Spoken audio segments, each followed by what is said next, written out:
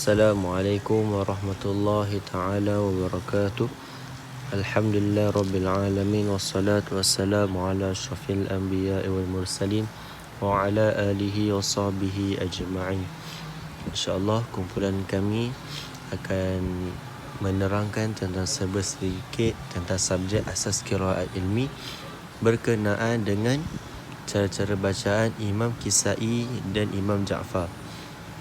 InsyaAllah kumpulan kami akan menerangkan terlebih dahulu tentang ilmu qiraat. Ilmu qiraat pada sudut bahasa merupakan bentuk jamak pada perkataan al-qiraah yang bermaksud bacaan. Kata dasar bagi perkataan ini membawa maksud dia membaca. Qiraat ialah satu ilmu yang diketahui dengannya tata cara pembacaan perkataan-perkataan di dalam Al-Quran dan cara mempraktikkan sama ada disepakati atau diperselisih dan disandarkan setiap cara bacaan kepada perawinya. Antara objektif tentang Imam Kisai dan Imam Abu Ja'far ialah kita dapat mengenali antara imam qiraat yang mutawatir. Yang kedua, kita dapat membezakan cara bacaan dari segi sebutan huruf dan mengetahui puncanya. Dan yang terakhir, apa yang kita dapat? Kita dapat meningkatkan kefahaman ilmu qiraat. Kita pergi kepada latar belakang tentang Imam Al-Kisai. Nama lengkapnya Abu Hasan Ali ibnu Hamzah yang berasal dari Parsi. Al-Kisai merupakan gelaran yang diberikan kepadanya sebagaimana diriwayatkan bahawa gelaran tersebut diperoleh kerana beliau menghadiri sebuah majlis Hamzah ibnu Habib Az-Ziyad dengan memakai baju kisaun hitam yang mahal. Ketika beliau tidak hadir ke majlis, sang guru pun bertanya kepada hadirin tentang ketidakhadirannya. Apa yang telah dilakukan oleh si pemakai baju hitam? Sejak daripada saat itu, beliau lebih dikenali dengan panggilan Al-Kisai. Imam Kisai dilahirkan di Kufah pada tahun 119 Hijrah dan wafat pada tahun 189 Hijrah. Dalam perjalanannya menuju ke Tus, sebuah wilayah di Parsi, beliau juga merupakan salah seorang daripada Imam Al-Qura. Isu antara semasa dalam kehidupan Imam Al-Kisai, terdapat isu debat antara dua tokoh ulama yang masyhur. Ceritanya, Al-Kisai memainkan peranan yang besar dalam mendirikan madrasah Kufah sehingga beliau dianggap sebagai pengasas mazhab Kufah yang sebenar. Ketika bermukim di Baghdad, Al-Kisai kurang senang terhadap perkataan bangsa Arab kota yang mengandungi kesalahan dalam perbualan yang didengari. Al-Kisai tidak berpuas hati dengan masalah ini dan dari sinilah awal akhirnya dua mazhab Nahu antara Kufah dan Basrah. Perdebatan antara Sibawayh dan Al-Kisai dikenali sebagai Masalah Az-Zumburiyah. Mengikut pendapat sebagai ulama Nahu, pendapatan ini dimenangi oleh Al-Kisai dan ia menjadi tonggak perkembangan mazhab Kufah. Namun demikian, setelah kematian Sibawayh, Al-Kisai pun membaca dan mengkaji kitab Sibawayh yang terkenal iaitu Al-Kitab meskipun dengan cara sembunyi-sembunyi. Antara guru-guru Imam Kisai, Imam Hamzah, Muhammad bin Abi Laili, Isa bin Muhammad Al-Hamzani, Abu Bakr bin Ayash, Ismail bin Ja'far dan Asim.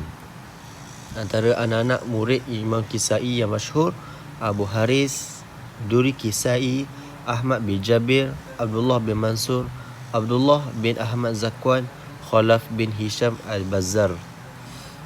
Antara kitab karangan Imam Kisai yang pertama, Al-Quranul Ma'ani, Kitabul Qiraah dan Kitabun Nahu. Kita pergi kepada Imam Abu Ja'far. Latar belakang Imam Abu Ja'far. Kajian Ibnu Al-Jazari terhadap qiraat berdasar kepada 3 rukun, iaitu sanad yang sahih, menepati mushaf Osmani dan menepati bahasa Arab yang fasih. Rumusannya 3 qiraat, iaitu Imam Abu Ja'far, Imam Ya'qub dan Imam Khalaf adalah sahih dan mutawatir. Nama sebenar Imam Abu Ja'far ialah Yazid bin Al-Qaqqa Al-Makhzumi Al-Madani. Beliau wafat pada 130 Hijrah. Sewaktu awal kecilnya, Imam Abu Ja'far dibawa kepada Ummu Salamah, iaitu Ummu Al-Mu'minin, dan beliau menggosok kepalanya dengan mendoakan keberkatan. Abu Ja'far juga pernah bersolat di belakang Ibnu Umar radhiyallahu anhu. Guru dan anak murid Imam Abu Ja'far. Imam Abu Ja'far adalah di kalangan tabi'in.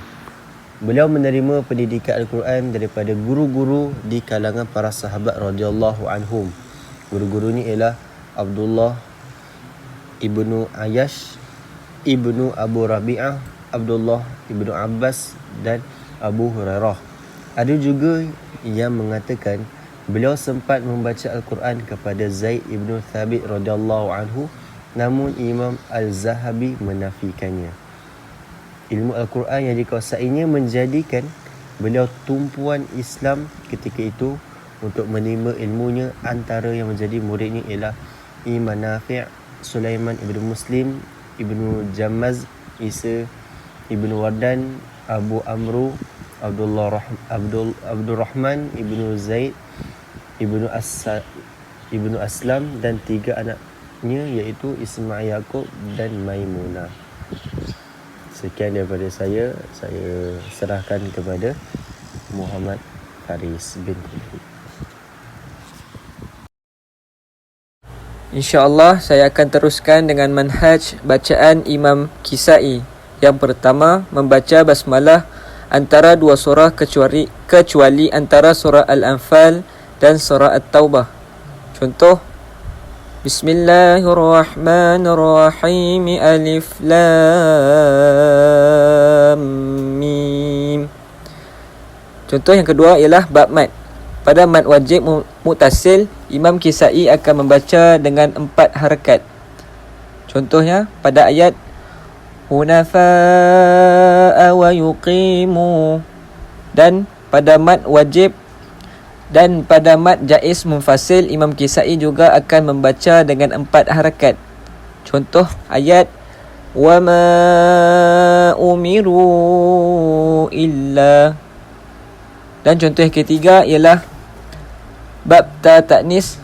Imam Kisai akan mengidghamkan kalimah ta ta'nis apabila bertemu dengan huruf jim, dha, dha, fa, sa, sa.